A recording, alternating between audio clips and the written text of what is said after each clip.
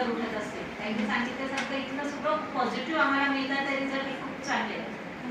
नवीन पिढी आता सध्या रात्रीचं जागरण, रात्री जेवण, पाणी कमी पिणं, फास्ट फूड, जंक फूड हे सगळं खाणं, त्याच्यामुळे किती आजार यायला लागले.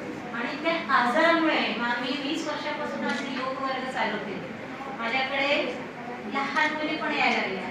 तेव्हा मी एका मुलीला विचारलं, अगं तू इतकी चांगलं सगळं तू कशाला येते माझ्याकडे? तिने काय सांगितलं, तुम्ही जे सांगितलं, माझी आई म्हणते तुला पिरियड्स लवकर मी यावं म्हणून मी तुम्हाला पाठवते. तर काळाची गरज झाली आहे.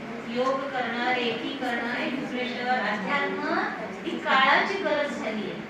स्वामीजी सांगतात ना, मधला काळ कसा झाला की इंग्लिश मिडियमला जास्त महत्व आणि ती जी संस्कृती आहे, आपण भारतीय संस्कृतीला मागे टाकत चाललोय आणि नंतर मॉडर्न मॉडर्न मॉडर्न म्हणून आपण पुढे होत चाललोय.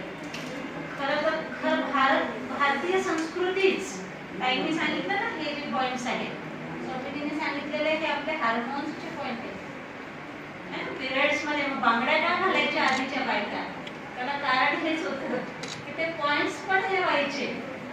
पायामध्ये चांदी लागावी, सोनं शरीराला लागावं म्हणून ते सगळे होतं. बिंदी आज्ञाचक्र आपलं ऍक्टिव्ह राहावं म्हणून आपण टिकायला लागले.